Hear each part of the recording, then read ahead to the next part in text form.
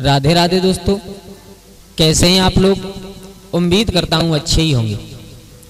आ जाओ आप लोगों को आज एक कहानी सुनाते हैं, जिस कहानी को सुनने के बाद आपको लगेगा कि समय से पहले और भाग्य से ज्यादा कभी किसी को कुछ नहीं मिलता।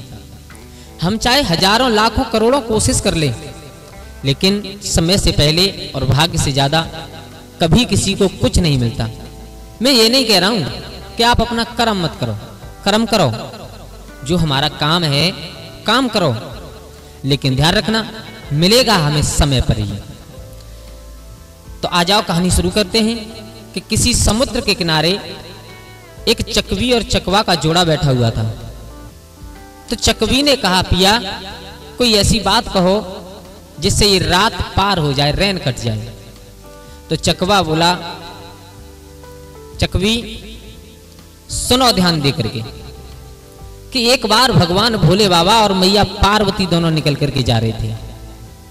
तो उन्होंने देखा कि एक परिवार है, उसमें बुजुर्ग पिता है, बुजुर्ग माँ है और एक बेटा है। लेकिन तीनों इतने गरीब हैं कि पूरे दिन मेहनत करते हैं, तब कहीं शाम को जाकर के उनका पेट भरता है। तो मैया पार्वती ने भगवान भोले बाबा से कहा, बाबा तुमने इस संसार में किया क्या है। किसी को इतना पैसा दे दिया कि उसे यही नहीं मालूम है कि हमारे पास कितना पैसा है, और किसी को इतना भी नहीं दिया कि वो शाम को बैठ करके अपना पेट भी भर ले। भगवान भोले बाबा ने कहा, पार्वती ये सब कर्मों का फल होता है। इंसान जो जैसा कर्म करता है उसे वैसा ही फल मिलता है हमेशा। दूसरी बात, समय से पहले और भाग्य से ज्यादा कभी किसी को कुछ नहीं मिलता। देखो, पार्वती ने कहा, बाबा मैं कैसे विश्वास करूं, मैं कैसे विश्वास करूं। अगर तुम इन्हें देना चाहो कुछ तो अभी इनका समय बदल जाएगा। बोले पार्वती मान जाओ मेरी बात, अगर मैं इनको दूंगा भी फिर भी ये नहीं ले पाएंगे। बोले क्यों। बोले हाँ नहीं ले पाएंगे, क्योंकि वही बात लास्ट में घूम करके आती है कि भाग्य से ज्यादा और समय से पहले कभी किसी को कुछ नहीं मिलता। पार्वती मैया ने कहा, तो चलो आज हम देखते हैं कैसे कुछ नहीं मिलेगा। बोले ठीक है। बोले तो एक काम करो, तुम इनको 3 वरदान दे दो। क्या। बोले हाँ। बोले बाबा ने कहा, ठीक है, अगर तुम नहीं मान रही हो तो चलो देते हैं। भगवान भोले बाबा और मैया पार्वती एक ब्राह्मण का भेष बना करके और उनके पास पहुंचे तीनों के।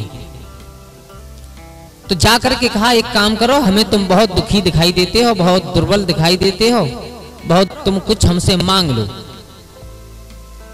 पति ने कहा पत्नी की तरफ इशारा करके, बोले तुम ही मांग लो। तो पत्नी ने कहा, अच्छा ये बताओ तुम हमें क्या देना चाहते हो। बोले तुम 3 वरदान मांग लो हमसे। अच्छा। बोले तुम 3 लोग हो, एक एक वरदान तीनों मांग लो। बोले ठीक है।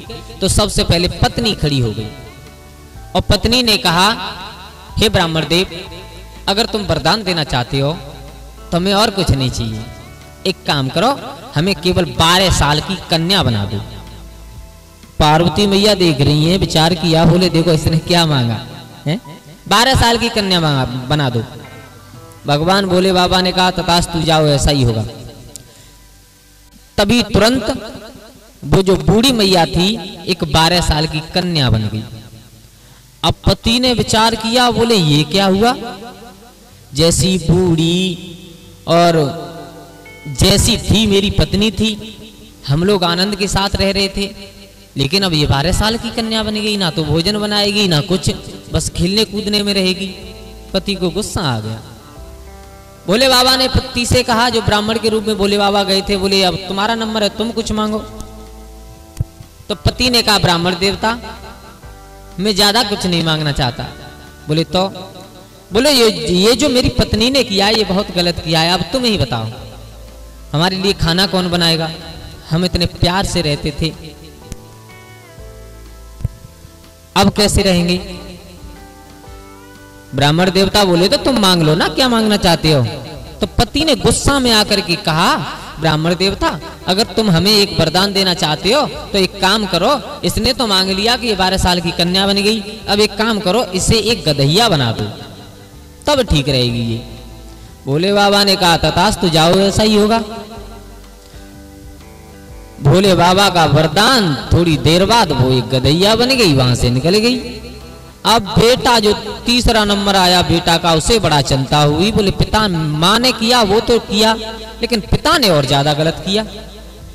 12 साल की या जितनी भी थी, जैसी थी सामने तो थी, अब ये गधैया बना दी मेरी माँ को। तो तीसरा नंबर आया बेटा का।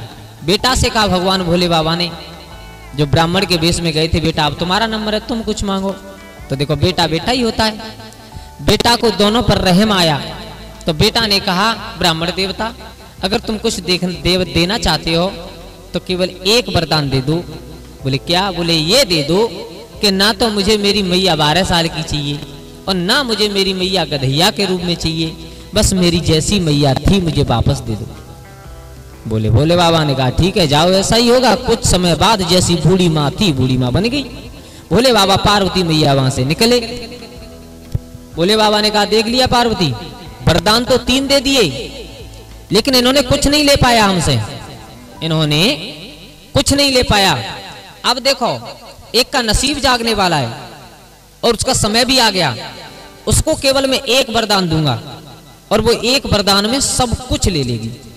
आगे बढ़े तो एक परिवार ऐसा था जिसमें बूढ़ी मैया थी, बुजुर्ग बेटा था, उसकी शादी भी हो चुकी थी, लेकिन उस पर कोई पुत्र नहीं था, यानी बूढ़ी मैया की कोई नाती नहीं था। घर में इतनी दौलत नहीं थी, भूखे प्यासे रहते थे। तो भगवान भोले बाबा पहुंच गए उस परिवार के पास में, और भगवान भोले बाबा ने कहा बूढ़ी मैया से, मैया एक काम करो, तुम हमसे कुछ वरदान मांग लो।